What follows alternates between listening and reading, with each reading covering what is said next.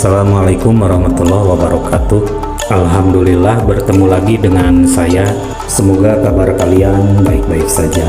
Dan selamat datang di channel Santri Akang yang akan menemani waktu gabut kalian sambil belajar, serta yang akan menghilangkan gegana kalian, gelisah, galau, dan merana. Di video kali ini saya akan membahas tentang ma'rifat dan nakiroh. Saya ulas sedikit bahwa naat itu mengikuti 5 hal. 1. Rofa'nya, yang kedua nasabnya, yang ketiga khofadnya, dan yang keempat ma'rifatnya, dan yang terakhir nakirohnya. Definisi isim ma'rifat menurut ilmu nahwu yaitu madalla ala muayyanin, sesuatu yang menunjukkan kepada tertentu atau sesuatu yang menunjukkan dan penunjukan itu jelas. Ada 5 jenis bentuk isim ma'rifat atau isim yang tentu. Yang pertama, isim domir atau artinya kata ganti, dan tentang kata ganti ini telah dibahas di bab-bab sebelumnya. Jika sobat belum menonton, silahkan linknya ada di deskripsi. Contohnya ana artinya saya, nahnu artinya kami atau kita, anta, antuma, dan seterusnya. Dan itu termasuk kepada isim yang jelas, yang tentu, atau istilah nahwunya isim ma'rifat. Yang kedua ada isim alam atau nama, bisa nama orang atau nama tempat. Contohnya yang nama orang bisa Zaidun, bisa Bakrun, bisa Amrun, bisa Muhammadun, Umaru, Ahmadu, dan lain-lain. Pokoknya setiap nama orang itu termasuk kepada isim yang tentu atau isim ma'rifat. Ada lagi isim ma'rifat itu nama tempat, bisa Makkah, bisa Madinah, Jeddah, London, New York, Indonesia, dan lain-lain. Pokoknya setiap nama tempat itu pun termasuk kepada isim ma'rifat atau isim yang tentu atau jelas. Yang ketiganya ada isim mubham. Contohnya haza, hazihi, haulai. Haza itu ini, hazihi bisa ini, itu bisa di situ, di sana, dan lain-lain. Nah, itu isim mubham dan termasuk kepada isim ma'rifat. Yang keempatnya ada isim yang dimasuki oleh alif lam atau al. Dan salah satu ciri khas atau kekhususan isim itu dimasuki oleh alif lam.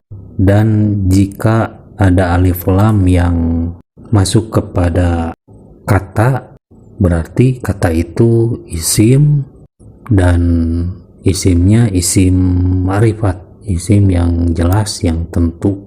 Jika menurut saya alif lam ini salah satu tanda yang istimewa karena bisa menstandarkan aturan-aturan baku yang ada di dalam isim. Jadi ketika ada isim yang kecuali, atau sebut saja jika ada isim yang ghair munsorif, jika dimasuki alif lam ini aturannya bisa menjadi baku kembali. Contohnya nih, rojulun. Rojulun itu tadinya isim nakiroh, isim yang global, isim yang nggak jelas, nggak tentu. Nah, ketika dimasuki alif lam atau dibaca ar-rojulu, ini berubah menjadi isim yang jelas, yang tentu. Ar-rojulu atau lelaki ini atau lelaki itu atau seorang lelaki. Nah, ini udah masuk kepada isim ma'rifat. Jadi jika ada alif lam, nah itu pasti isim dan isimnya isim ma'rifat. Yang terakhir ada idofat, diidopatkan kepada salah satu 4 jenis yang telah disebutkan di atas. Untuk mempermudah pemahaman, sebut saja idofat itu sandingan atau menyandingkan. Jadi jika ada kata yang umum disandingkan kepada salah satu jenis-jenis isim ma'rifat yang 4 dan telah disebutkan di atas, maka itu pun menjadi atau termasuk kepada isim ma'rifat. Contoh idhofat atau yang disandingkan kepada salah satu yang 4 di atas.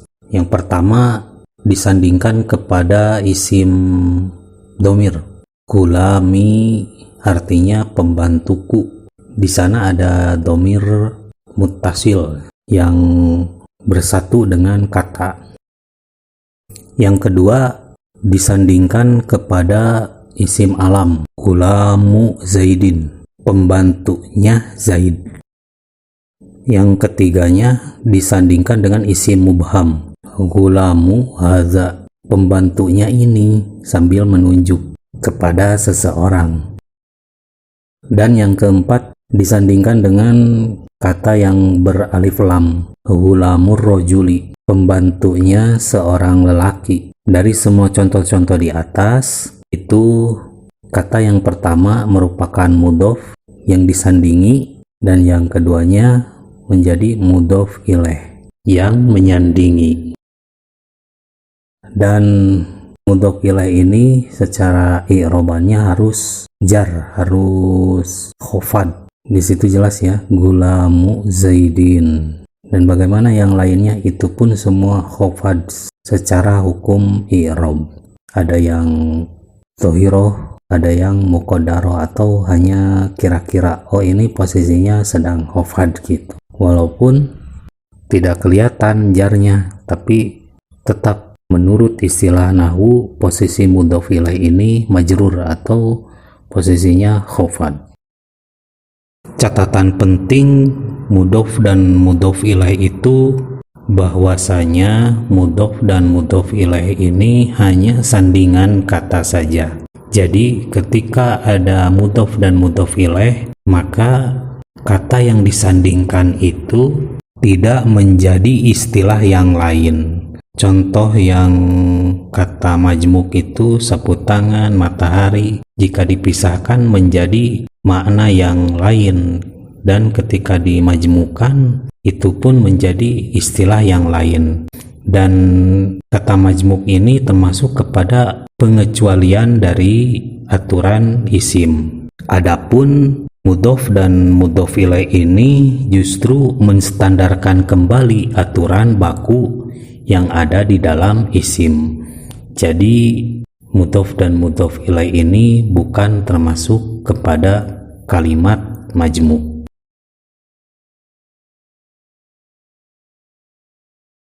Dan yang terakhir, bagian kelima dari naat atau hal yang diikuti oleh naat itu dari segi nakirohnya. Adapun definisi dari isim nakiroh itu hiyal ismul maudu'i li fardin ghairu muayyanin. Artinya isim yang ditempatkan dan bentuknya tunggal tapi tidak tentu. Contohnya rojulun atau laki-laki. Atau secara mudahnya gini, kata benda tunggal tapi global, termasuk kepada isim nakiroh, karena walaupun bentuknya tunggal tapi isinya banyak, realitanya banyak. Definisi dari kitab Jurumiyahnya, kullusmin syai'un fi jinsihi yahtassu bihi wahidan duna akhor. Artinya setiap isim atau kata benda syai'un yang global atau luas atau bisa random atau realitanya banyak di dalam jenisnya dan tidak tentu, baik itu menunjuk kepada salah satu atau kepada yang lainnya. Dan diperjelas oleh definisi yang tadi, yaitu hiyal ismul maudu li fardin ghairu muayyanin. Jadi intinya isim nakiroh itu isim yang luas, yang enggak tentu dan punya realita yang banyak. Satu kata tapi punya banyak realita. Contohnya seperti laki-laki, seperti pulau dan lain-lain. Catatan di bahasan kali ini, di bahasan ma'rifat dan nakiro, yaitu alif lam dan mudhof ilaih, di mana dua istilah tersebut bisa dikatakan sebagai standarisasi dari aturan baku isim. Jadi jika ada dua hal ini, yaitu alif lam dan mudhof ilaih, artinya aturan baku isim harus diterapkan. Jadi tidak akan ada lagi pengecualian seperti isim ghair munsharif, ini bisa gugur oleh dua hal tersebut. Sekian dulu video dari saya, mudah-mudahan ada manfaatnya, dan silakan klik like jika kalian suka dengan video ini, dan silakan klik unlike jika kalian tidak suka dengan video ini.